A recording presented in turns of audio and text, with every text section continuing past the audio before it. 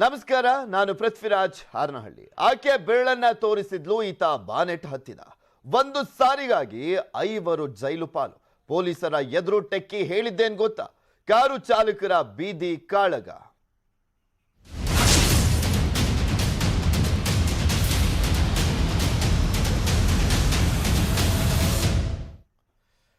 ಮೊನ್ನೆಷ್ಟೇ ನಿಮ್ಗೆಲ್ರಿಗೂ ಕೂಡ ಗೊತ್ತಿದೆ, ವೆಸ್ಟಾಫ್ ಕಾರ್ಡ್ ರೋಡ್ನಲ್ಲಿ ಒಬ್ಬ ವೃದ್ಧನನ್ನ ಒಬ್ಬ ಈ 2 ವೀಲರ್ ಗಾಡಿಯವನು ಯಾವ ರೀತಿಯಾಗಿ 1 ಕಿಲೋಮೀಟರ್ ಎಳ್ಕೊಂಡು ಹೋಗಿದ್ದ ಅಂತ ದೊಡ್ಡ ಮಟ್ಟದಲ್ಲಿ ಚರ್ಚೆ ಆಗಿತ್ತು ಆ ವಿಚಾರ. ಈಗ ಅದೇ ರೀತಿಯಾದಂಥ ಘಟನೆ ಬೆಂಗಳೂರಿನಲ್ಲಿ ಮತ್ತೊಂದು ನಡೆದಿದೆ. ಬೆಂಗಳೂರಲ್ಲಿ ಕಾರ್ ಬಾನೆಟ್ ಮೇಲೆ ವ್ಯಕ್ತಿ ಎಳೆದೊಯ್ದಂಥ ಪ್ರಕರಣ ಈಗ ಚರ್ಚೆ ಆಗ್ತದೆ. ಕ್ಷಮೆ ಕೇಳಲಿಲ್ಲ ಅನ್ನುವ ಒಂದೇ ಒಂದು ಕಾರಣಕ್ಕೆ ಈ ಘಟನೆ ಆಗಿರೋದು. ಕ್ಷಮೆ ಕೇಳಲಿಲ್ಲ ಅನ್ನೋ ಕಾರಣಕ್ಕೆ ಜೈಲನ್ನ ಸೇರಿರುವಂಥದ್ದು ಲೇಡಿ ಟೆಕ್. ಒಂದು ಕ್ಷಮೆ ವಿಚಾರಕ್ಕೆ 5 ಜೈಲು ಪಾಲಾಗಿದ್ದಾರೆ. ದೂರು ಪ್ರತಿ ದೂರನ್ನ ಆಧರಿಸಿ ಪೊಲೀಸರು 5ರನ್ನ ಬಂಧಿಸಿದ್ದಾರೆ. ವೇಗವಾಗಿ ಕಾರನ್ನ ಚಲಾಯಿಸಿ 5 ಹಂಪನ್ನ ಹಾರಿಸಿದ್ದಾಳೆ ಟೆಕ್ಕಿ ಪ್ರಿಯಾಂಕಾ. ಸ್ವಲ್ಪ ಯಾಮಾರಿದ್ರೂ ಕೂಡ ಹೋಗ್ತಾ ಇತ್ತು ಕಾರ್ ಬಾನೆಟ್ ಮೇಲಿದ್ದಂತ ದರ್ಶನ್ನ ಪ್ರಾಣ. ಯಾವ ರೀತಿಯಾಗಿ ಆಕೆ ಓಡಿಸ್ಕೊಂಡು ಹೋಗಿದ್ದಾಳೆ ಅಂದ್ರೆ ಆ ಹಂಪ್ಗಳನ್ನ ಜೋರಾಗಿ ಓಡಿಸಿರುವಂಥದ್ದು. ಹಂಪ್ಗಳಿರುವಂತಹ ಸಂದರ್ಭದಲ್ಲಿ ಆತ ಬಿದ್ದು ಏನಾದ್ರೂ ಆಗ್ಲಿ ಅನ್ನುವ ರೀಸನ್ ಕೂಡ ಇದೆ. ಆಕೆ ಓಡಿಸುವಂತ ಸಂದರ್ಭದಲ್ಲಿ ದರ್ಶನ್ ಪ್ರಾಣ ಉಳಿಸಿದ್ದು ವೈಪರ್ ಮತ್ತು ಬಾನೆಟ್ನಲ್ಲಿದ್ದಂಥ ಸ್ಪೇಸ್. ಪ್ರಿಯಾಂಕಾ ಕಾರು ನಿಲ್ಲಿಸಿದ್ದು ಕೇವಲ ಗಂಡನ ಬುದ್ಧಿಮಾತಿಗೆ, ಇಲ್ಲಾಂದ್ರೆ ಇನ್ನೂ ಹೊಡ್ಕೊಂಡು ಹೋಗ್ತಾ ಇದ್ಲು ಅವಳು. ಕಾರು ನಿಲ್ಲಿಸ್ಲಿಕ್ಕೆ ಸ್ಟೇಷನ್ಗೆ ಹೋಗೋಣ ಅಂದಾಗ ನಿಲ್ಲಿಸಿರುವಂಥದ್ದು ಕಾರನ್ನ ಪ್ರಿಯಾಂಕಾ. ಕಾರ್ ಇಳಿದು ಬಂದು ಪ್ರಿಯಾಂಕಾ ಗಂಡನಿಗೆ ಪಂಚ್ ಕೊಟ್ಟಿದ್ದಾರೆ ದರ್ಶನ್. ಇಲ್ಲ ಅಂದಿದ್ರೆ ಆತನ ಪ್ರಾಣನೇ ಹೋಗಿರೋದು. ಸೊ ಹೀಗಾಗಿ ಆ ಸಿಟ್ಟಿಗೋಸ್ಕರ ಬುದ್ಧಿ ಹೇಳೋದಲ್ವೇನಪ್ಪ ಅಂತ ಆ ಸಿಟ್ಟಿಗೋಸ್ಕರ ಬಂದ್ಬಿಟ್ಟು ಆಕೆಯ ಗಂಡನಿಗೆ ಹೊಡೆದಿದ್ದಾರೆ, ಹಲ್ಲೆಯನ್ನ ಮಾಡಿರುವಂಥದ್ದು. ಬಿಕಾಸ್ ಒಂದು ಸಾರಿ ಕೇಳ್ಬಿಟ್ಟಿದ್ರೆ ಇದು ಯಾವುದೂ ಕೂಡ ಆಗ್ತಾ ಇರಲಿಲ್ಲ. ಆದರೆ ಎಲ್ರಿಗೂ ಕೂಡ ಇಲ್ಲಿ ಪ್ರತಿಷ್ಠೆ, ಈಗೋ ಹರ್ಟ್ ಆಗಿದೆಯಲ್ಲ, ಅದಕ್ಕೆ ಅವರು ಕೂಡ ಸಾರಿ ಕೇಳಿಲ್ಲ, ಈ ವ್ಯಕ್ತಿನೂ ಕೂಡ ಸಾರಿ ಕೇಳೋವರೆಗೂ ಬಿಟ್ಟಿಲ್ಲ. ಈ ಇಬ್ಬರ ಜಗಳದಿಂದ ಬಾನೆಟ್ ಮೇಲೆ ಕೂತ್ಕೊಂಡು ಹೋಗಂಗಾಗಿತ್ತು ದರ್ಶನ್ಗೆ. ಸ್ವಲ್ಪ ಹೆಚ್ಚು ಕಮ್ಮಿ ಆಗಿದ್ರು ಕೂಡ ದರ್ಶನ್ ಪ್ರಾಣನೇ ಹೋಗ್ತಾ ಇದೆ. ದರ್ಶನ್ ಸ್ನೇಹಿತರಿಂದ ಪ್ರಿಯಾಂಕಾ ಕಾರಿನ ಮೇಲೆ ದಾಳಿಯನ್ನ ಮಾಡಲಾಗಿದೆ. ರೋಡ್ ಪಕ್ಕದಲ್ಲಿದ್ದಂತ ಕಲ್ಲನ್ನ ತೆಗೆದುಕೊಂಡು ದಾಳಿಯನ್ನ ಮಾಡಿದ್ದಾರೆ. ಬೈಕು ಸ್ಕೂಟರ್ನಲ್ಲಿ ಬಂದಿದ್ರು ದರ್ಶನ್ ಸ್ನೇಹಿತರು ದಾಳಿ ಮಾಡಿದ್ರು. ಅದು 2 ಕಿಲೋಮೀಟರ್ ವರೆಗೂ ಫಾಸ್ಟ್ ಆಗಿ ಓಡಿಸ್ಕೊಂಡ್ ಬಂದಲ್ಲ ಪ್ರಿಯಾಂಕಾ. ಸೊ ಹೀಗಾಗಿ ಆ ಸಿಟ್ಟಿನಿಂದ ನನ್ನ ಸ್ನೇಹಿತನಿಗೆ ಏನಾಗ್ಬಿಡುತ್ತೆ ಅನ್ನುವಂತ ಆತಂಕದಿಂದ ಈ ಹಲ್ಲೆಯನ್ನ ಮಾಡಲಾಗಿದೆ. ಕಾರಿನ ಗ್ಲಾಸ್ ಅನ್ನ ಪುಡಿ ಪುಡಿ ಮಾಡಲಾಗಿದೆ. ಬಿಕಾಸ್ ಆಕೆ ಎಷ್ಟು ಮನವಿ ಮಾಡಿಕೊಂಡ್ರು ಕೂಡ ನಿಲ್ಲಿಸ್ಲಿಲ್ಲ. ಇಲ್ಲಿ ಒಂದು ಲೆಕ್ಕ ಹಾಕೊಳ್ಳಿ, ಉಲ್ಟಾ ಕೇಸ್ ಆಗ್ಬಿಟ್ಟಿದ್ರೆ ಯಾರಾದ್ರೂ ಒಬ್ಬ ಹುಡುಗ ಗಾಡಿಯನ್ನ ಓಡಿಸ್ಕೊಂಡು ಹೋಗ್ತಾ ಲೇಡಿ ಏನಾದ್ರೂ ಬಾನೆಟ್ ಮೇಲೆ ಇದ್ದಿದ್ರೆ ಇಂಟರ್ನ್ಯಾಷನಲ್ ಲೆವೆಲಲ್ಲಿ ಇದು ಸುದ್ದಿ ಆಗ್ಬಿಟ್ಟಿರೋದು. ಇದು ಮಹಿಳೆಯರ ಮೇಲೆ ದೌರ್ಜನ್ಯ ಅದು ಇದು ಅಂತ. ಹುಡುಗ ಅಲ್ವಾ, ಅಷ್ಟು ದೊಡ್ಡ ಮಟ್ಟದಲ್ಲಿ ಸುದ್ದಿ ಆಗಲ್ಲ, ರಾಜ್ಯ ಮಟ್ಟದಲ್ಲಿ ಮಾತ್ರ ಸುದ್ದಿ ಆಗುತ್ತೆ. ಏಕಾಏಕಿ ಕಲ್ಲನ್ನ ಬಿಸಾಡಿದ್ದು CCTVಯಲ್ಲಿ ಸೆರೆ ಆಗಿದೆ.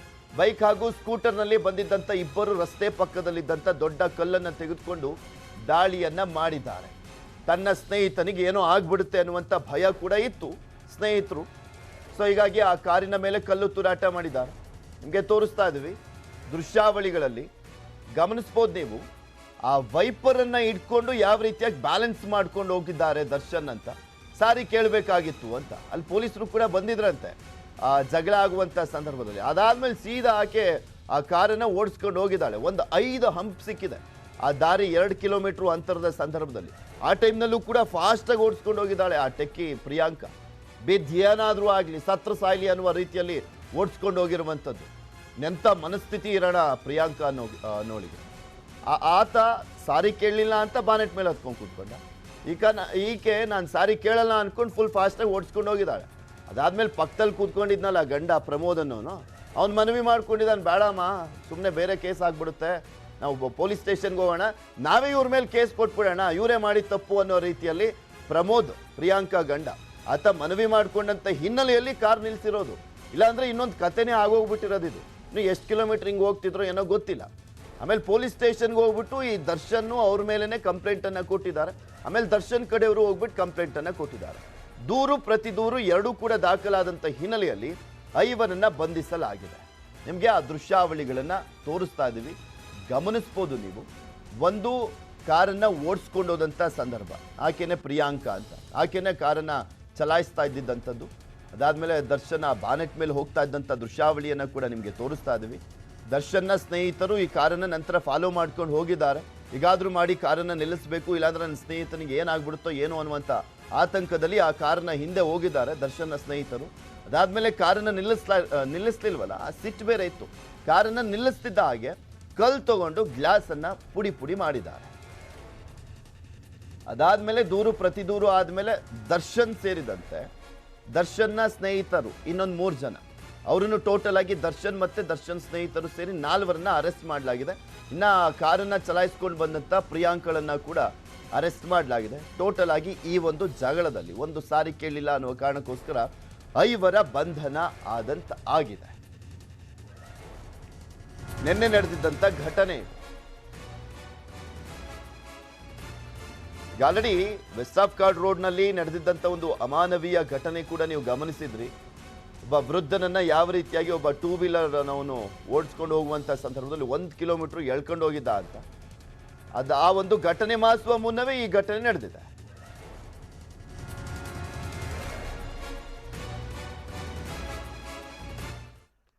ಇನ್ನು ಘಟನೆಯ ವಿಚಾರಕ್ಕೆ ಸಂಬಂಧಪಟ್ಟಂತೆ ಕಾರನ್ನ ಓಡಿಸ್ಕೊಂಬಂದಂತ ಪ್ರಿಯಾಂಕಾ ದೂರನ್ನ ಕೊಟ್ಲು. ಪೊಲೀಸರ ಮುಂದೆ ಏನ್ ಹೇಳಿದ್ಲು ಹಾಗಾದ್ರೆ ಈಕೆ, ಅದನ್ನು ಕೂಡ ಹೇಳ್ತಾ ಹೋಗ್ತೀವಿ ನಿಮ್ಗೆ. ಏನ್ ಕಂಪ್ಲೇಂಟ್ ಅನ್ನ ದಾಖಲು ಮಾಡಿದ್ದಾರೆ ಅನ್ನುವಂಥದ್ರ ಬಗ್ಗೆನೂ ಕೂಡ.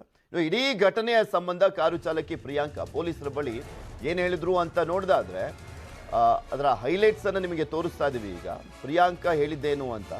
RMV ಲೇಔಟ್ ನಿಂದ ಹೊರಟಿದ್ದಂತ ಪ್ರಿಯಾಂಕಾ ಪ್ರಮೋದ್ ಉಲ್ಲಾಳ ಜಂಕ್ಷನ್ ಸಿಗ್ನಲ್ ಬಳಿ ಟ್ರಾಫಿಕ್ ಜಾಮ್ ಆಗಿರುತ್ತೆ. ವಿರುದ್ಧ ದಿಕ್ಕಿನಿಂದ ಬಂತು ವೈಟ್ ಕಲರ್ ಸ್ವಿಫ್ಟ್ ಕಾರು. ನಮ್ಮ ಕಾರಿಗೆ ಅಡ್ಡಲಾಗಿ ದಾರಿ ಬಿಡದೆ ನಿಂತಿದ್ರು ಇವರು. ಎಷ್ಟೇ ಹಾರ್ನ್ ಹೊಡೆದ್ರು ಕೂಡ ದಾರಿಯನ್ನ ಬಿಡ್ಲಿಲ್ಲ.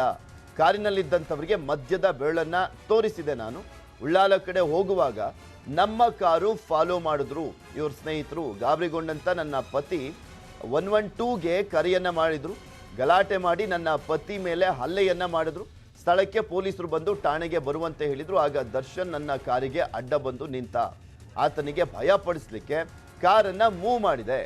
ನನ್ನ ಕಾರಿನ ಬಾನೆಟ್ ಮೇಲೆ ಹತ್ತಿ ಕುಳಿತಿದ್ದ ದರ್ಶನ್ ಸ್ವಲ್ಪ ದೂರ ಹೋದ್ರೆ ಇಳಿತಾನೆ ಅಂತ ಅಂದ್ಕೊಂಡೆ. ನಿಲ್ಸೇ ಇಲ್ಲ, ಇನ್ನೆಲ್ಲಿಂದ ಇಳಿತಾನೆ ಅಂದ್ರೆ ಅವ್ರ ವಿರುದ್ಧ ದೂರ ಕೊಡ್ಬೇಕಾಗಿತ್ತಲ್ಲ. ಸೊ ಹೀಗಾಗಿ ಅವ್ರ ವಿರುದ್ಧ ಯಾವ್ಯಾವ ರೀತಿಯಾಗೆಲ್ಲ ದೂರ ಕೊಡ್ಬೋದು, ಪ್ರಕರಣ ದಾಖಲಿಸಿಕೊಳ್ಳುವಂತ ನಿಟ್ಟಿನಲ್ಲಿ ಆ ರೀತಿಯಾಗಿ ದೂರನ್ನ ಕೊಟ್ಟಿರುವಂಥದ್ದು ಪ್ರಿಯಾಂಕಾ.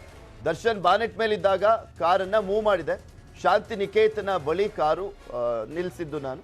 ಆಗ್ಲೂ ಕೂಡ ದರ್ಶನ್ ಕಡೆಯವರು ಬೈಕ್ನಲ್ಲಿ ಫಾಲೋ ಮಾಡ್ಕೊಂಡು ಬಂದರು. ಮಂಗಳೂರು ಕಾಲೇಜ್ ಬಳಿ ನನ್ನ ಕಾರನ್ನ ತಡೆದ್ರು. ಏಕಾಏಕಿ ಕಾರಿನ ಗ್ಲಾಸನ್ನ ಹೊಡೆದು ನನ್ನ ಬಟ್ಟೆಯನ್ನ ಹರಿದ್ರು. ನನ್ನ ಮಾನಕ್ಕೆ ಧಕ್ಕೆ ಆಗುವಂತೆ ವರ್ತಿಸಿದ್ರು ಅಂತ ಹೇಳಿ ಲೈಂಗಿಕ ದೌರ್ಜನ್ಯ ಕೇಸನ್ನ ಕೂಡ ದಾಖಲು ಮಾಡಲಾಗಿದೆ.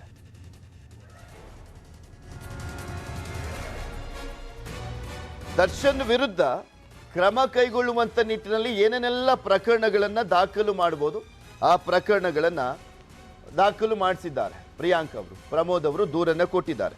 ಪೊಲೀಸ್ ಸ್ಟೇಷನ್ಗೆ ಹೋದಂತ ಸಂದರ್ಭದಲ್ಲಿ ಲೈಂಗಿಕ ದೌರ್ಜನ್ಯ ಅಂತೆಲ್ಲ ದೂರನ್ನ ಕೊಟ್ಟಿರುವಂಥದ್ದು. ಸೊ ಹೀಗಾಗಿ ಲೈಂಗಿಕ ದೌರ್ಜನ್ಯ ಕೇಸನ್ನೆಲ್ಲ ದಾಖಲು ಮಾಡಿಕೊಳ್ಳಲಾಗಿದೆ. ದರ್ಶನ್ ಕೂಡ ದೂರನ್ನ ಕೊಟ್ಟಿದ್ದಾರೆ. ದರ್ಶನ್ ದೂರು ಕೊಟ್ಟಂತ ಆಧಾರದ ಮೇಲೆ ಪ್ರಿಯಾಂಕಾಳನ್ನ ಕೂಡ ಬಂಧಿಸಲಾಗಿರುವಂಥದ್ದು. ದರ್ಶನ್ ಕಡೆ ಅವ್ರನ್ನ ಟೋಟಲ್ ಆಗಿ 4ರನ್ನ ಬಂಧಿಸಲಾಗಿದೆ, ದರ್ಶನ್ ಸೇರಿದಂತೆ. ಪ್ರಿಯಾಂಕಾ ಕಾರನ್ನ ಓಡಿಸಿದಂಥ ಹಿನ್ನೆಲೆಯಲ್ಲಿ ಪ್ರಿಯಾಂಕಾಳನ್ನ ಕೂಡ ಬಂಧಿಸಲಾಗಿದೆ. ಏನು ಮಾಡ್ತಾರೆ ಈ ಪ್ರಕರಣಕ್ಕೆ ಸಂಬಂಧಪಟ್ಟಂತೆ ಕಾದು ನೋಡಬೇಕಾಗಿದೆ. ಇಲ್ಲಿ ಪ್ರಿಯಾಂಕಾ ಕೊಟ್ಟಿರುವಂಥ ದೂರನ್ನ ಎಷ್ಟರ ಮಟ್ಟಿಗೆ ಸೀರಿಯಸ್ ಆಗಿ ಕನ್ಸಿಡರ್ ಮಾಡ್ತಾರೆ ಪೊಲೀಸರು, ದರ್ಶನ್ ಕೊಟ್ಟಿರುವಂಥ ದೂರನ್ನ ಎಷ್ಟರ ಮಟ್ಟಿಗೆ ಸೀರಿಯಸ್ ಆಗಿ ಕನ್ಸಿಡರ್ ಮಾಡ್ತಾರೆ ಅನ್ನುವಂಥದ್ದನ್ನು ನೋಡಬೇಕಾಗಿದೆ. ಬಿಕಾಸ್ ಎಲ್ಲದಕ್ಕೂ ಕೂಡ ಅಲ್ಲಿ ಸಾಕ್ಷ್ಯ ಅನ್ನುವಂಥದ್ದಿದೆ. ಏನಾಯಿತು, ಯಾರು ತಪ್ಪಿದೆ, ಏನಾಗಿದೆ ಈ ಒಂದು ಪ್ರಕರಣದಲ್ಲಿ ಅನ್ನುವಂಥದ್ದಕ್ಕೆ ಪೊಲೀಸರಿಗೆ ಎಲ್ಲದಕ್ಕೂ ಸಾಕ್ಷಿ ಇರುವಂಥ ಹಿನ್ನೆಲೆಯಲ್ಲಿ ಸ್ವಲ್ಪ ತನಿಖೆ ಮಾಡಲಿಕ್ಕೆ ಈಸಿ ಆಗುತ್ತೆ ಯಾರದ್ದು ತಪ್ಪಿದೆ ಅನ್ನುವಂಥದ್ರ ಬಗ್ಗೆ.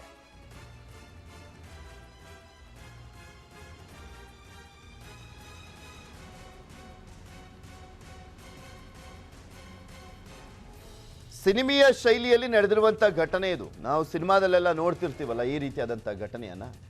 ಈಗ ನಿಜವಾಗ್ಲೂ ಕೂಡ ನಡೀತಾನೇ ಹೋಗ್ತಾ ಇದೆ. ದೆಹಲಿಯಲ್ಲಿ ಯಾವ ರೀತಿಯಾದಂಥ ಪ್ರಕರಣಗಳು ನಡೆದಿದ್ವು, ಬೆಂಗಳೂರಿನಲ್ಲೂ ಕೂಡ ಆ ಒಂದು ಪ್ರಕರಣಗಳು ರಿಪೀಟ್ ಆಗಿದ್ದಂಥದ್ದನ್ನ ಗಮನಿಸಿದ್ರಿ. ಅದು ಮೊನ್ನೆ ಅಷ್ಟೇ ನಡೆದಿದ್ದಂಥ ಪ್ರಕರಣ, ಅದೇನು ತುಂಬ ದಿನನೂ ಕೂಡ ಆಗಿಲ್ಲ. ವೆಸ್ಟ್ ಆಫ್ ಕಾರ್ಡ್ ರೋಡ್ನಲ್ಲಿ ನಡೆದಿದ್ದಂಥ ಘಟನೆನೂ ಕೂಡ. ಇದ್ರ ಬಗ್ಗೆ ಇನ್ನಷ್ಟು ಮಾಹಿತಿಯನ್ನು ನೀಡ್ತಾರೆ ನಮ್ಮ ಪ್ರತಿನಿಧಿ ಮುನಿರಾಜು. ನೇರ ಸಂಪರ್ಕದಲ್ಲಿ ಜಾಯ್ನ್ ಆಗ್ತಾ ಇದ್ದಾರೆ. ಮುನಿರಾಜು, ಈ ಪ್ರಕರಣಕ್ಕೆ ಸಂಬಂಧಪಟ್ಟಂತೆ ದೂರು ಪ್ರತಿ ದೂರು ದಾಖಲಾಗಿರುವಂಥ ಹಿನ್ನೆಲೆಯಲ್ಲಿ 5ರನ್ನ ಬಂಧಿಸಲಾಗಿದೆ. ಪೊಲೀಸರು ಯಾವ ರೀತಿಯಾಗಿ ತನಿಖೆ ಮಾಡ್ತಾರೆ, ಯಾವೆಲ್ಲ ಪ್ರಕರಣದ ಅಡಿಯಲ್ಲಿ ಅಂದ್ರೆ ಸೆಕ್ಷನ್ ಅಡಿಯಲ್ಲಿ ದೂರುಗಳನ್ನು ದಾಖಲು ಮಾಡಿಕೊಳ್ಳಲಾಗಿದೆ, ತನಿಖೆಯನ್ನ ಮಾಡಲಾಗುತ್ತೆ.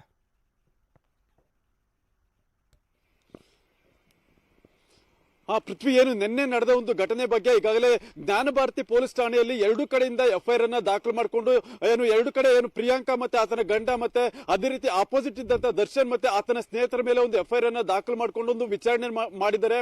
ಮತ್ತೆ ಮೊದಲಿಗೆ ಕಾರನ್ನ ಚಲಾಯಿಸಿದಂತ ಮಹಿಳೆ ಏನಿದ್ದಾರೆ ಪ್ರಿಯಾಂಕಾ ಅಂತೇಳಿ ಆಕೆಯನ್ನ ವಿಚಾರಣೆ ಮಾಡಿದಾಗ ಆಕೆ ಘಟನೆ ಬಗ್ಗೆ ಕೆಲವು ಮಾಹಿತಿಗಳನ್ನ ಕೊಟ್ಟಿರೋದು. ನಿನ್ನೆ ಬೆಳಿಗ್ಗೆ ಆಕೆ ಮತ್ತೆ ಆಕೆ ಗಂಡ ಪ್ರಮೋದ್ ಇದ್ದಾರೆ, ಇಬ್ರು ಸಹ ಒಂದು RMU ಎಕ್ಸ್ಟೆನ್ಷನ್ ಇಂದ ಕಾರ್ನಲ್ಲಿ ಉಳ್ಳಾಳ ಜಂಕ್ಷನ್ ಕಡೆ ಹೊರಟಿದ್ರು. ಈ ವೇಳೆ ಒಂದು ಜಂಕ್ಷನ್ ನಲ್ಲಿ ಇವ್ರ ಕಾರ್ ಹೋಗ್ತಿರ್ಬೇಕಾದ್ರೆ ಎದುರುಗಡೆಯಿಂದ ಬಂದ ಒಂದು ಸ್ವಿಫ್ಟ್ ಕಾರ್ ಏನಿದೆ ಅದು ಇವ್ರ ಕಾರ್ಗೆ ಅಡ್ಡಲಾಗಿ ನಿಂತಿರ್ತಾರೆ. ಎಷ್ಟೇ ಆರನ್ ಹೊಡೆದ್ರು ಸಹ ಅವ್ರ ಕಾರನ್ನ ಬೇರೆ ಕಡೆಗೆ ಪಾಸ್ ಮಾಡಿರೋದಿಲ್ಲ. ಈ ಸಂದರ್ಭದಲ್ಲಿ ಅವ್ರಿಗೆ ಪದೇ ಪದೇ ಹಾರ್ನ್ ಮಾಡಿ ಒಂದು ದಾರಿ ಬಿಡ್ಬೇಕು ಅಂತ ಹೇಳಿ ಕೇಳಿದ್ರು ಸಹ ಅವರು ಸರಿಯಾಗಿ ರೆಸ್ಪಾನ್ಸ್ ಮಾಡಿರ್ಲಿಲ್ಲ. ಈ ವೇಳೆ ಆಕೆ ಒಂದು ಮದ್ಯದ ಬೆರಳನ್ನ ತೋರಿಸಿ ಅವ್ರಿಗೆ ಅವ್ರ ಜೊತೆ ಒಂದು ಅಸಭ್ಯವಾಗಿ ವರ್ತನೆಯನ್ನ ಮಾಡಿರ್ತಾರೆ. ಇದೇ ಸಂದರ್ಭದಲ್ಲಿ ಆ 4 ಯುವಕರು ಸಹ ಒಂದು ಈಕೆ ಕಾರನ್ನ ಬೆನ್ನತ್ತಿ ಅಲ್ಲಿಂದ ಬಂದಿರುವಂತದ್ದು. ನಂತರ ಉಳ್ಳಾಲ ಜಂಕ್ಷನ್ ಇಂದ ಸ್ವಲ್ಪ ಮುಂದೆ ಬಂದಾಗ ಮತ್ತೆ ಆ 4 ಯುವಕರೇನಿದ್ರೆ ದರ್ಶನ್ ಮತ್ತೆ ಆತನ ಸ್ನೇಹಿತರು ಇವರ ಕಾರನ್ನ ಅಡ್ಡಗಟ್ಟಿ ಅಲ್ಲಿ ಸ್ವಾರಿ ಕೇಳಬೇಕು ಅಂತ ಹೇಳಿ ಪದೇ ಪದೇ ಒಂದು ಒತ್ತಾಯವನ್ನು ಮಾಡಿದ್ದಾರೆ ಇಲ್ಲಿ. ಯಾಕೆಂದ್ರೆ ಲೈಂಗಿಕ ದೌರ್ಜನ್ಯದ ರೀತಿಯಾದಂತಹ ಪ್ರಕರಣಗಳನ್ನೆಲ್ಲ ದಾಖಲು ಮಾಡಲಾಗಿದೆ. ಇನ್ನು ಒಂದ್ ಕಡೆ ದರ್ಶನ್ ಕೊಟ್ಟಿರುವಂತಹ ದೂರಿನ ಆಧಾರದಲ್ಲಿ ಕೊಲೆ ಯತ್ನ ಪ್ರಕರಣಗಳೆಲ್ಲವೂ ಕೂಡ ದಾಖಲಾಗಿರುವಂತಹ ಹಿನ್ನೆಲೆಯಲ್ಲಿ ಏನಾಗುತ್ತೆ ಅಂತ ಮುಂದೆ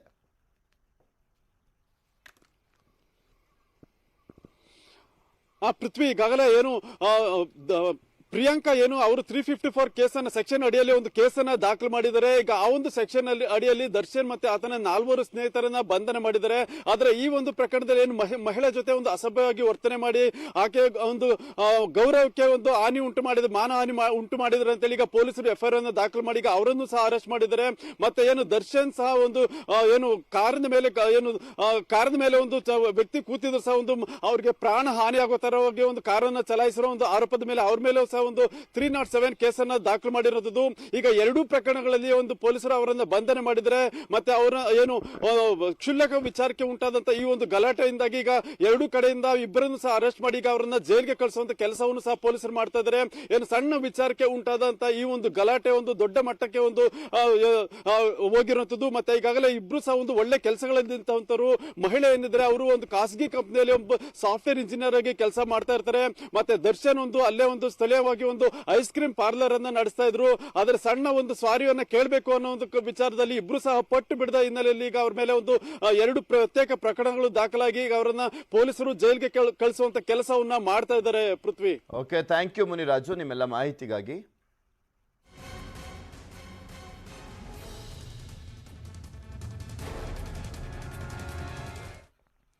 ಮನೆಯೊಂದು ಬೇಕು, ಹೈವೇ ಪಕ್ಕದಲ್ಲೇ ಇರಬೇಕು, ವಾಸಕ್ಕೂ ಯೋಗ್ಯವಾಗಿರಬೇಕು, ಕಚೇರಿಗೂ ಜಾಗ ಇರಬೇಕು. ಅಪ್ಪನಿಗಾಗಿ ಮನೆ ಹುಡುಕ್ತಾ ಇದ್ದಾರೆ ಯತೀಂದ್ರ.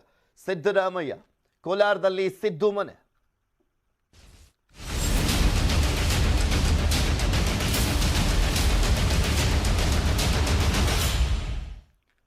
ಮನೆಯೊಂದು ಬೇಕು, ಹೈವೇ ಪಕ್ಕದಲ್ಲಿ ಇರಬೇಕು. ಈ ಕಂಡೀಷನ್ ಅನ್ನ ಹಾಕೊಂಡು ಕೋಲಾರದಲ್ಲೇ ಸ್ಪರ್ಧೆ ಮಾಡ್ತೀನಿ ಅಂತ ಈಗ ಆಲ್ರೆಡಿ ಅಧಿಕೃತವಾಗಿ ಘೋಷಣೆ ಮಾಡಿದಾರಲ್ವಾ ಸಿದ್ದರಾಮಯ್ಯನವರು.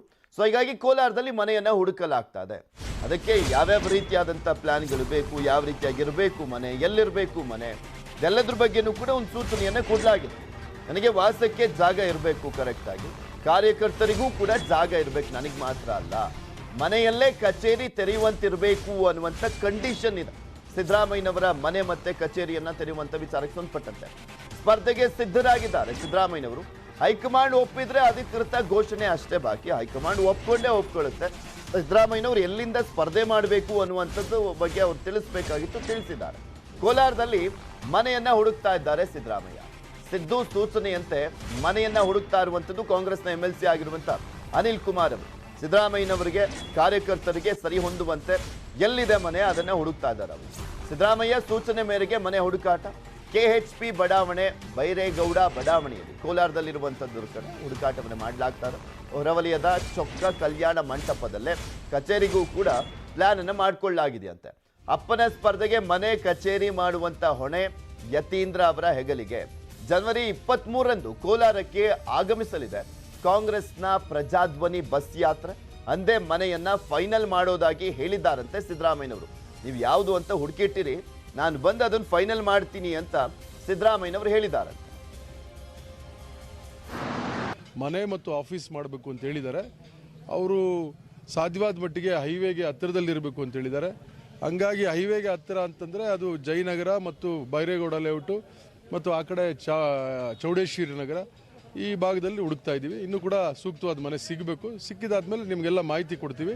ಬಹುಶಃ ಸಿದ್ದರಾಮಣ್ಣವರ ಸುಪುತ್ರರು ಮತ್ತು ವರುಣಾ ಕ್ಷೇತ್ರದ ಶಾಸಕರಾದಂಥ ಯತೀಂದ್ರರವರು ಕೂಡ ಬಂದು ಅದನ್ನು ಅಂತಿಮವಾಗಿ ಅದನ್ನು ಫೈನಲ್ ಮಾಡ್ತೀವಿ. ಮನೆ ಮತ್ತು ಇದ್ರ ಬಗ್ಗೆ ಮತ್ತಷ್ಟು ಮಾಹಿತಿಯನ್ನ ನೀಡ್ತಾರೆ ನಮ್ಮ ಪ್ರತಿನಿಧಿ ರಘುರಾಜ್. ನೇರ ಸಂಪರ್ಕದಲ್ಲಿ ಜಾಯಿನ್ ಆಗ್ತಾ ಇದ್ದಾರೆ. ರಘುರಾಜ್, ಸಾಕಷ್ಟು ಕಂಡೀಷನ್ಸ್ ಗಳನ್ನ ಹಾಕಿ ಸಿದ್ದರಾಮಯ್ಯನವರಿಗೆ ಮನೆಯನ್ನ ಹುಡುಕಲಾಗ್ತಾ ಇದೆ. ಅದರಲ್ಲಿ ಪ್ರಮುಖವಾಗಿ ವಾಸ್ತು ಪ್ರಕಾರ ಕೂಡ ಇರಬೇಕು ಮನೆ ಅನ್ನುವಂಥದ್ದು ಇರುವಂಥದ್ದು. ಯಾವ್ದಾದ್ರು ಮನೆಯನ್ನ ಹುಡುಕಿದಾರ ಫೈನಲ್ ಮಾಡುವಂತ ನಿಟ್ಟಿನಲ್ಲಿ? ಯತೀಂದ್ರ ಸಿದ್ದರಾಮಯ್ಯನವರು ಏನಾದ್ರು ಬಂದಿದ್ರ ಅಲ್ಲಿಗೆ ನೋಡ್ಲಿಕ್ಕೆ? ಖಂಡಿತ ಪೃಥ್ವಿರಾಜ್, ಏನು ಕೋಲಾರ ನಗರದ ಪ್ರತಿಷ್ಠಿತ ಬಡಾವಣೆಗಳಲ್ಲಿ ಈಗಾಗಲೇ ಮನೆಗಾಗಿ ಏನು ಹುಡುಕಾಟ ಕೂಡ ನಡೀತಾ ಇದೆ. 2 ಮನೆಗಳನ್ನ ಈಗಾಗಲೇ ಫೈನಲ್ ಕೂಡ ಮಾಡಿದ್ದಾರೆ. 3 ಅಂತಸ್ತಿನ ಕಟ್ಟಡವನ್ನ ಫೈನಲ್ ಮಾಡಿದ್ದಾರೆ ಅಂತಕ್ಕಂಥ ಮಾಹಿತಿಯನ್ನ ಈಗ ನಮ್ಗೆ ತಿಳಿದು ಬಂದಿರುವಂತದ್ದು. ಸ್ವತಃ ಏನು ಸಿದ್ದರಾಮಯ್ಯನವರ ಪುತ್ರರಾಗಿರ್ತಕ್ಕಂಥ ಯತೀಂದ್ರ ಸಿದ್ದರಾಮಯ್ಯನವರ ಸೂಚನೆ ಮೇರೆಗೆ 3 ಅಂತಸ್ತಿನ ಬಿಲ್ಡಿಂಗ್ ಅನ್ನ ಈಗಾಗಲೇ ಹುಡುಕಿಟ್ಟಿರುವಂತದ್ದು. ಕೋಲಾರ ನಗರದ ಹೊರವಲಯದ ಬೈಪಾಸ್ ಬಳಿ ಇರತಕ್ಕಂಥ KHB ಕಾಲೋನಿಯಲ್ಲಿ ಹೊಸದಾಗಿ ಕಟ್ಟಿರುವಂತಹ ಮನೆಯನ್ನ ಈಗ ಸಿದ್ದರಾಮಯ್ಯನವರಿಗೋಸ್ಕರ ಹುಡುಕಿಟ್ಟಿದ್ದಾರೆ ಅಂತಕ್ಕಂಥ ಮಾಹಿತಿಯನ್ನ ಈಗ ಹೇಳ್ತಾ ಇರುವಂತದ್ದು. ಅದಲ್ದೇ ಈಗ ನ್ಯಾಷನಲ್ ಹೈವೇ ಪಕ್ಕದಲ್ಲಿರ್ತಕ್ಕಂಥ ಬಡಾವಣೆಗಳಲ್ಲಿ ಕೂಡ ಹೊಸದಾಗಿ ನಿರ್ಮಾಣ ಆಗ್ತಿರುವ ಮನೆಗಳು ಅಂತಂದ್ರೆ ಇನ್ನ ಸುಮಾರು 15ರಿಂದ 20 ದಿನದಲ್ಲಿ ಕಂಪ್ಲೀಟ್ ಆಗುವಂತಹ ಕಟ್ಟಡಗಳ ಕಾಮಗಾರಿ ನಡೀತಾ ಇದೆ. ಅಂತ ಬಿಲ್ಡಿಂಗ್ ಗಳು ಕೂಡ ನೋಡುವಂತ ಈಗ ಯತೀಂದ್ರ ಅವರು ಹೇಳಿದ್ದಾರೆ. ಮತ್ತೆ ಪ್ರಮುಖವಾಗಿ ಇಲ್ಲಿ ಗಮನಿಸೋದಾದ್ರೆ ವಾಸ್ತು ಪ್ರಕಾರವಾಗಿರ್ತಕ್ಕಂಥ ಮನೆಯನ್ನೇ ನೋಡಲು ಯತೀಂದ್ರ ಸಿದ್ದರಾಮಯ್ಯ ಹೇಳಿದ್ದಾರೆ. ಮತ್ತೆ ಪೂಜೆಯ ಒಂದು ಕೊಠಡಿ ಕೂಡ ಇರಬೇಕು, 3 ಅಂತಸ್ತಿನ ಕಟ್ಟಡದಲ್ಲಿ ಕೂಡ ಇರಬೇಕು ಅಂತಕ್ಕಂಥ ಮಾತನ್ನು ಕೂಡ ಈಗಾಗಲೇ ಹೇಳಿರುವಂತದ್ದು. ನಾಳೆ ಯತೀಂದ್ರ ಸಿದ್ದರಾಮಯ್ಯನವರು ಕೋಲಾರಕ್ಕೆ ಬರ್ತಾರೆ ಅಂತಕ್ಕಂಥ ಮಾಹಿತಿ ಇದೆ. ಅವರು ಬಂದು ಒಮ್ಮೆ ಮನೆಯನ್ನು ನೋಡ್ತಾರೆ. ನಂತರ ಸಿದ್ದರಾಮಯ್ಯನವರಿಗೆ ಮಾಹಿತಿಯನ್ನ ಕೊಡ್ತಾರೆ. 23ಕ್ಕೆ ಏನು ಕಾಂಗ್ರೆಸ್ನ ಬಸ್ ಯಾತ್ರೆ ಕೋಲಾರಕ್ಕೆ ಆಗಮಿಸುತ್ತೆ, ಆ ಒಂದು ಸಮಯದಲ್ಲಿ ಸಿದ್ದರಾಮಯ್ಯನವರು ಬಿಡುವನ್ನ ಮಾಡಿಕೊಂಡು ಖುದ್ದು ಮನೆಯನ್ನು ನೋಡ್ತಾರೆ. ನಂತರ ಅವರು ಫೈನಲ್ ಮಾಡಿದ ಮೇಲೆ ಈಗ ಒಂದು ಮನೆಯನ್ನ ಕೂಡ ಅವರು ಏನು ಬಾಡಿಗೆಗೆ ಪಡೆಯುವಂತದ್ದು ಅಥವಾ ಲೀಸ್ಗೆ ಪಡೆಯುವಂತದ್ದು ಕೂಡ ಆಗುತ್ತೆ. ಮತ್ತೆ ಮುಂದೆ ಸಿದ್ದರಾಮಯ್ಯನವರು ಕೋಲಾರನ ಸ್ಪರ್ಧೆ ಮಾಡೋದಾಗಿ ಈಗಾಗಲೇ ಘೋಷಣೆ ಮಾಡಿದ್ದಾರೆ. ಮತ್ತೆ ಕಚೇರಿಗೆ ಸಂಬಂಧಪಟ್ಟಂತೆ ವಿಶಾಲವಾದಂತಹ ಒಂದು ಜಾಗ ಇರಬೇಕು. ಹಾಗಾಗಿನೇ ಅಂತ ದೊಡ್ಡ ಮನೆಗಳು ಕೋಲಾರ ನಗರದಲ್ಲಿ ಇಲ್ಲವಾದ್ರಿಂದ ಒಂದು ಕಲ್ಯಾಣ ಮಂಟಪವನ್ನ ಬುಕ್ ಮಾಡೋದ್ರಿಂದ ದೊಡ್ಡ ಹಾಲು ಕೂಡ ಇರುತ್ತೆ. ಮತ್ತೆ ಒಂದು 10 ಕೋಣೆಗಳು ಕೂಡ ಹೆಚ್ಚು ಕಡೆ ಇರುತ್ತೆ. ಮತ್ತೆ ಟಾಯ್ಲೆಟ್ ಎಲ್ಲ ಕೂಡ ವ್ಯವಸ್ಥೆ ಇರುತ್ತೆ, ನೀರಿನ ವ್ಯವಸ್ಥೆ ಕೂಡ ಇರುತ್ತೆ. ಹಾಗಾಗಿನೇ ಕಲ್ಯಾಣ ಮಂಟಪವನ್ನೇ ಬುಕ್ ಮಾಡೋ ಒಂದು ಸಾಧ್ಯತೆ ಕೂಡ ಹೆಚ್ಚಿದೆ. ಇದಕ್ಕಾಗಿನೇ ಚೊಕ್ಕ ಕನ್ವೆನ್ಷನ್ ಹಾಲ್ ಅನ್ನ ಬುಕ್ ಮಾಡಿರುವಂತದ್ದು. ಓಕೆ, ಥ್ಯಾಂಕ್ ಯು ರಘುರಾಜ್ ನಿಮ್ಮೆಲ್ಲ ಮಾಹಿತಿಗಾಗಿ. Welcome back. ಉದ್ಘಾಟನೆಯಾಗಿ ವರ್ಷವೂ ಕಳೆದಿಲ್ಲ, ಹೇಗಿದೆ ನೋಡಿ ಫ್ಲೈಓವರ್. ಬೆರುಕು ಬಿಟ್ಟ ಮೇಲ್ಸೇತುವೆ, ಕಳಪೆ ಕಾಮಗಾರಿಗೆ ಪಾಲಿಕೆ ತೇಪೆ, ಲೋಕಾಯುಕ್ತಕ್ಕೆ ಯಾಮಾರಿಸ್ತಾ ಇದೆಯಾ ಬಿಬಿಎಂಪಿ. ಫ್ಲೈಓವರ್ ಗಡಗಡ.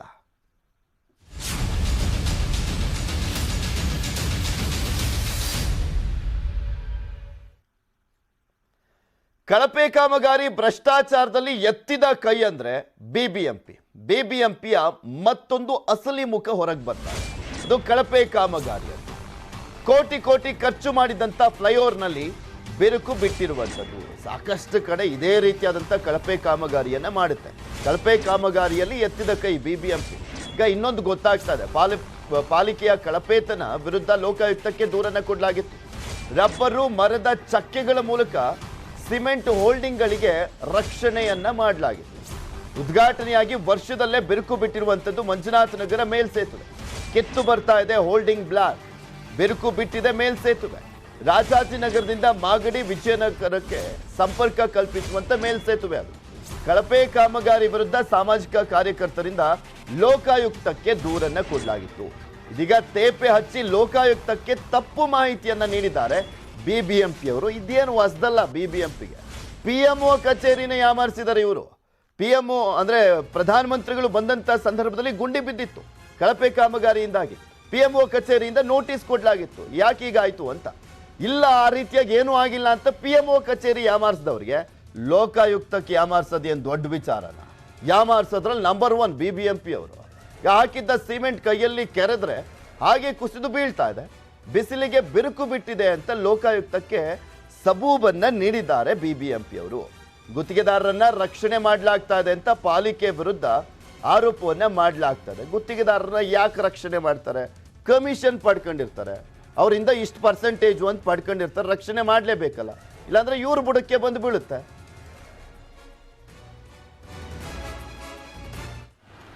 ಸರ್, ಈಗಾಗಲೇ ಅದು ಇನಾಗ್ರೇಷನ್ ಆದಂಥ 1 ವರ್ಷದ ಒಳಗಾಗಿ ಈಗಾಗಲೇ ಎಲ್ಲ ಸುತ್ತಮುತ್ತ ಎಲ್ಲ ಕ್ರ್ಯಾಕ್ ಬಿಟ್ಟಿದೆ, ಸ್ಲ್ಯಾಬ್ಗಳೆಲ್ಲ ಹೊರಗೆ ಬರ್ತಾ ಇದೆ.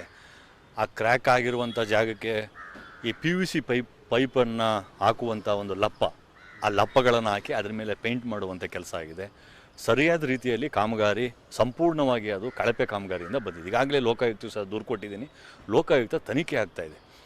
ನಾನು ಮಾನ್ಯ ಲೋಕಾಯುಕ್ತರಿಗೆ ತಮ್ಮ ಮುಖೇನ ಮನವಿ ಮಾಡ್ಕೊಳ್ಳೋದಿಷ್ಟೇ, ಈ BBMP ಆಯುಕ್ತರು ಮತ್ತು ಇಂಜಿನಿಯರ್ ಕೊಡುವಂಥ ದಾಖಲೆಗಳನ್ನು ಯಾವುದೇ ರೀತಿ ಪರಿಗಣಿಸದೆ ತಾವೇ ಒಂದು ಲೋಕಾಯುಕ್ತವನ್ನು ನೇಮಕ ಮಾಡಿ ಅದರ ಸಂಪೂರ್ಣವಾದಂಥ ದಾಖಲೆಗಳನ್ನು ಅದನ್ನು ಏನಾಗಿದೆ ಅನ್ನುವಂಥದ್ದು ಹೊರಗೆ ತರಬೇಕಾಗಿದೆ. ಮುಖ್ಯ ಆಯುಕ್ತರು ಮತ್ತು BBMP ಇಂಜಿನಿಯರ್ಗಳು ಗುತ್ತಿಗೆದಾರರ ಪರವಾಗಿ ಅವರು ಕೊಡ್ತಾರೆ ವಿನಃ ಗುತ್ತಿಗೆದಾರರ ವಿರುದ್ಧವಾಗಿ ಇವತ್ತವರೆಗೂ ಯಾವುದೇ BBMP ಬೆಂಗಳೂರಲ್ಲಿ ಆಗಿರುವಂಥ ಕಾಮಗಾರಿಗಾಗಿರೋ ಯಾವುದೇ ರೀತಿಯಲ್ಲಿ ಗುತ್ತಿಗೆದಾರರ ವಿರುದ್ಧವಾಗಿ ಕೊಟ್ಟಿರುವಂಥ ದಾಖಲಾತಿಗಳೇ ಇಲ್ಲ. ತಾವೇ ಒಂದು ಇದನ್ನು ಲೋಕಾಯುಕ್ತವನ್ನು ನೇಮಿಸಿ ಅದನ್ನು ಸಂಪೂರ್ಣವಾದಂಥ ಮಾಹಿತಿಗಳನ್ನು ಸಂಗ್ರಹಿಸಿ ಈ ಗುತ್ತಿಗೆದಾರರನ್ನು ಬ್ಲ್ಯಾಕ್ ಲಿಸ್ಟ್ಗೆ ಹಾಕಬೇಕು. ಫ್ಲೈಓವರ್ನಲ್ಲಿ ಯಾವ ರೀತಿಯಾಗಿ ಕಳಪೆ ಕಾಮಗಾರಿ ನಡೆದಿದೆ ಅನ್ನುವಂಥ ವಿಚಾರಕ್ಕೆ ಸಂಬಂಧಪಟ್ಟಂತೆ ನಮ್ಮ ಪ್ರತಿನಿಧಿ ರಂಜನ್ ಅಲ್ಲೊಂದು ಪ್ರತ್ಯಕ್ಷ ವರದಿಯನ್ನ ಕೊಟ್ಟಿದ್ದಾರೆ, ನೋಡ್ಕೊಂಬರೋಣ. ಪಾಲಿಕೆ ತಾನು ಮಾಡುವಂತಹ ಕಾಮಗಾರಿಯಲ್ಲಿ ಕಳಪೆತನ, ಭ್ರಷ್ಟತೆಯನ್ನ ಪ್ರದರ್ಶನ ಮಾಡ್ತಿರೋದಕ್ಕೆ ಮತ್ತೊಂದು ಬ್ರಿಡ್ಜ್ ಸಾಕ್ಷಿಯಾಗಿದೆ. ರಾಜಾಜಿನಗರದ ಮಂಜುನಾಥ್ ನಗರ ಫ್ಲೈಓವರ್ ಬ್ರಿಡ್ಜ್ ಇದೆಯಲ್ಲ, ಈಗ ಜನರ ಪ್ರಾಣವನ್ನ ಕಸಿಯೋಕೆ ಕಾದು ಕುಳಿತುಕೊಂಡಿರುವಂತದ್ದು. ನಾನೀಗ ಅದೇ ದೃಶ್ಯದಲ್ಲಿ ಹೋಗ್ತೀನಿ. ಏನು ಈ ಫ್ಲೈಓವರ್ ಕಥೆ ಅಂತ ನೀವು ಕೇಳ್ಬೋದು, ನಾನು ಎಕ್ಸ್ಪ್ಲೇನ್ ಮಾಡ್ತಾ ಹೋಗ್ತೀನಿ. ದೃಶ್ಯದಲ್ಲಿ ನೋಡ್ತಿರ್ಬೋದು, ಇದೇ ಫ್ಲೈಓವರ್, ಇದು ರಾಜಾಜಿನಗರದ ಮಂಜುನಾಥ್ ನಗರದಲ್ಲಿರುವಂತಹ ಫ್ಲೈಓವರ್ ಇದಾಗಿದೆ. ಇದು ಏನು ರಾಜಾಜಿನಗರ ಟು ವಿಜಯನಗರ ಮಾಗಡಿಗೆ ಸಂಪರ್ಕ ಕಲ್ಪಿಸುವಂತಹ ಫ್ಲೈಓವರ್ ಇದಾಗಿರುತ್ತೆ. ಕಳೆದ 2 ವರ್ಷಗಳಿಂದ ಈ ಫ್ಲೈಓವರ್ ಸುದ್ದಿ ಆಗಿತ್ತು, ಯಾಕಂದ್ರೆ ಕಳಪೆ ಕಾಮಗಾರಿ ವಿಚಾರವಾಗಿ ಈ ಒಂದು ಫ್ಲೈಓವರ್ ಸುದ್ದಿ ಆಗಿತ್ತು. ಈಗ ಮತ್ತೆ ಅದೇ ರೀತಿಯಾದಂತಹ ಚಿತ್ರಣ ನಿಮಗೆ ಸಿಗ್ತಾ ಹೋಗುತ್ತೆ. ಯಾಕಂತ ಹೇಳಿದ್ರೆ ಈ ಒಂದು ಫ್ಲೈಓವರ್ಗೆ ಹಾಕಿರುವಂತಹ ಸಿಮೆಂಟ್ ಮೋಲ್ಡಿಂಗ್ಸ್ ಏನಿದೆ, ಈಗ ಒಂದು ರೀತಿಯಾಗಿ ಹುಬ್ಬಿಕೊಂಡಿರುವಂತದ್ದು, ಅಂದ್ರೆ ಪೋಸ್ಟರ್ ಗಿನ್ನ ಜಾಸ್ತಿ ಹುಬ್ಬಿಕೊಂಡಿದೆ.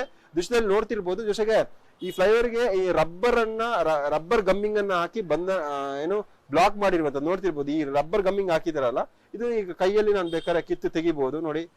ಈ ರೀತಿಯಾದಂತಹ ಒಂದು ಕಳಪೆತನವನ್ನ BBMP ಪ್ರದರ್ಶನ ಮಾಡಿದೆ. ಈ ಕಾಮಗಾರಿಯಲ್ಲಿ ಸುಮಾರು 23 ಕೋಟಿ ಖರ್ಚು ಮಾಡಿರುವಂತದ್ದು. ಈ ಒಂದು 23 ಕೋಟಿಗಿನ ಜಾಸ್ತಿ ಖರ್ಚು ಮಾಡಿದೆ ಅಂತ ಹೇಳಿ BBMP ಲೆಕ್ಕಾಚಾರ ಕೊಡ್ತಾ ಹೋಗುತ್ತೆ. ಆದ್ರೆ 23 ಕೋಟಿ ಖರ್ಚು ಮಾಡಿರುವಂತಹ ಹಣ ಈ ಒಂದು ಫ್ಲೈಓವರ್ಗೆ ಕಂಪ್ಲೀಟ್ ಆಗಿ ವಿನಿಯೋಗ ಆಗಿದೆಯಾ ಅಥವಾ BBMP ಅಧಿಕಾರಿಗಳ ತಮ್ಮ ಜೇಬ್ಗೆ ಇಳಿಸ್ಕೊಂಡಿದಾರ ಅನ್ನುವುದು ಸದ್ಯದ ಪ್ರಶ್ನೆ. ವಿಷಯ ನೋಡ್ತಿರ್ಬೋದು ಈಗಾಗ್ಲೇ ಯಾವ ರೀತಿ ಈ ಒಂದು ಫ್ಲೈಓವರ್ ನ ಸಿಮೆಂಟ್ ಮೋಲ್ಡಿಂಗ್ಸ್ ಇದೆ, ಇದು ಹುಬ್ಬಿಕೊಂಡಿರುವಂತದ್ದು. ಇದೊಂದು ರೀತಿಯಲ್ಲಿ ಆತಂಕಕ್ಕೆ ಕಾರಣವಾಗಿದೆ. ಯಾಕಂತ ಹೇಳಿದ್ರೆ ಯಾವ ಸಮಯದಲ್ಲಿ ಬೇಕಾದ್ರೂ ಈ ಒಂದು ಫ್ಲೈಓವರ್ ಕುಸಿಯುವಂತಹ ಸಂಭವ ಇರುವಂತದ್ದು ದೃಶ್ಯದಲ್ಲಿ ನೋಡ್ತಿರ್ಬೋದು. ಇದು ಇಷ್ಟು ದೊಡ್ಡ ಫ್ಲೈಓವರ್ಗೆ ಕೇವಲ ಮರದ ತುಂಡುಗಳನ್ನ ಹಾಕಿ ಸಪೋರ್ಟ್ ಕೊಟ್ಟಿರುವಂತದ್ದು ನೋಡ್ತಿರ್ಬೋದು. ಈ ಮರದ ತುಂಡು ಇದು ಆಕ್ಚುಲಿ ಇದನ್ನ ಈ ಬ್ಲಾಕ್ ಗಳಿಗೆ ಫಿಲ್ ಮಾಡ್ಬಿಟ್ಟು ಸಪೋರ್ಟಿಗೆ ಕೊಟ್ಟಿರುವಂತದ್ದು. ಎಷ್ಟರ ಮಟ್ಟಿಗೆ ಈ ಒಂದು ಮರದ ತುಂಡುಗಳು ತನ್ನ ಡೆನ್ಸಿಟಿಯನ್ನ ಕಾಯ್ದುಕೊಳ್ಬಹುದು, ಜೊತೆಗೆ ಈ ಫ್ಲೈಓವರ್ಗೆ ಭದ್ರತೆಯನ್ನು ಒದಗಿಸಬಹುದು ಅನ್ನೋದು ಸದ್ಯದ ಪ್ರಶ್ನೆ ಆಗಿದೆ. ಕಳೆದ 2 ವರ್ಷಗಳಿಂದ ನಾನು ಯಾವಾಗಲೇ 2 ವರ್ಷಗಳಿಂದ ಈ ಫ್ಲೈಓವರ್ ಸುದ್ದಿ ಆಗಿದೆ. ಯಾಕಂದ್ರೆ ಕಳಪೆ ಕಾಮಗಾರಿಯಾಗಿ ಬಿರುಕು ಬಿಟ್ಟಿತ್ತು. ದೃಶ್ಯದಲ್ಲಿ ನೋಡ್ತಿರ್ಬೋದು, ಮೇಲ್ಭಾಗದಲ್ಲಿ ಕೂಡ ಬಿರುಕು ಬಿಟ್ಟಿರುವಂತಹ ದೃಶ್ಯ ನಮಗೆ ಕಾಣ್ತಾ ಹೋಗುತ್ತೆ. ಫ್ಲೈಓವರ್ ನ ಮೇಲ್ಭಾಗ ಇದು, ಅಲ್ಲಿ ಕೂಡ ಕಳಪೆ ಕಾಮಗಾರಿಯಿಂದ ಹಾಕಲಾಗಿರುವಂತಹ ಸಿಮೆಂಟ್ ಕಾಂಕ್ರೀಟ್ ಇಂದಾಗಿ ಈಗ ಮೇಲ್ಭಾಗದಲ್ಲಿ ಬಿರುಕು ಬಿಟ್ಟಿರುವಂತದ್ದು, ಕಂಪ್ಲೀಟ್ ಆಗಿ ಗೋಡೆ ಉಬ್ಬಿರುವಂತದ್ದು. ಯಾವುದೇ ಒಂದು ಸಮಯದಲ್ಲಾದ್ರೂ ಈ ಫ್ಲೈಓವರ್ ಇಂದಾಗಿ ಜನರ ಪ್ರಾಣಕ್ಕೆ ಆಪತ್ತು ಎದುರಾಗುವಂತ ಸಂಭವವಿದೆ. ಏನು ಬೆಂಗಳೂರಿನಲ್ಲಿ ಮತ್ತೊಂದು ಫ್ಲೈಓವರ್ ಈಗ ಜನರ ಪ್ರಾಣವನ್ನ ಕಸಿಯೋಕೆ ಬಾಯಿ ತೆರೆದು ಕಾಯ್ತಾ ಇದೆ. ಇದು ದೃಶ್ಯ ಈ ಒಂದು ಫ್ಲೈಓವರ್ ನ ಲೆಫ್ಟ್ ಸೈಡ್ ಅಲ್ಲಿ ಇರುವಂತಹ ದೃಶ್ಯ ನೋಡ್ತಿರ್ಬೋದು. ಕಂಪ್ಲೀಟ್ ಆಗಿ ಫ್ಲೈಓವರ್ ನ ಪೋಸ್ಟರ್ ಒಂದ್ ಕಡೆಯಿಂದಾಗಿ ಹುಬ್ಬಿಕೊಂಡಿರುವಂತದ್ದು. ಇದು ಎಷ್ಟು ಡೆನ್ಸಿಟಿ ಬರುತ್ತೆ ನೋಡಿ. ಈ ಒಂದು ಈ ಮರದ ತುಂಡು ಈ ಒಂದು ಇಷ್ಟು ದೊಡ್ಡ ಫ್ಲೈಓವರ್ಗೆ ಎಷ್ಟು ಭದ್ರತೆಯನ್ನ ಕೊಡ್ಬೋದು ಈ ಒಂದು ಮರದ ತುಂಡುಗಳು ಅನ್ನೋದು ಸದ್ಯಕ್ಕೆ ಕಾಡುವಂತ ಪ್ರಶ್ನೆ, ಜೊತೆಗೆ ಹುಬ್ಬಿಕೊಂಡಿರುವಂತದ್ದು. ಈ ಸಂಬಂಧ ಈಗಾಗಲೇ ಸಾಮಾಜಿಕ ಹೋರಾಟಗಾರರು ಲೋಕಾಯುಕ್ತಕ್ಕೆ ಕಂಪ್ಲೇಂಟ್ ಕೊಡಕ್ಕೆ ಕೂಡ ಮುಂದಾಗಿದ್ದಾರೆ. ಒಟ್ನಲ್ಲಿ ಪಾಲಿಕೆ ಮಾಡುವಂತಹ ಕಾಮಗಾರಿಯಿಂದಾಗಿ ಸಿಲಿಕಾನ್ ಸಿಟಿಯ ಜನರು ತಮ್ಮ ಪ್ರಾಣವನ್ನ ಕೈಯಲ್ಲಿ ಹಿಡಿದುಕೊಳ್ಬೇಕಾದಂತಹ ಸಿಚುವೇಶನ್ ನಿರ್ಮಾಣವಾಗಿದೆ. ರಂಜನ್ ಶ್ರೀಲಾಲ್, ನ್ಯೂಸ್ 18, ಬೆಂಗಳೂರು.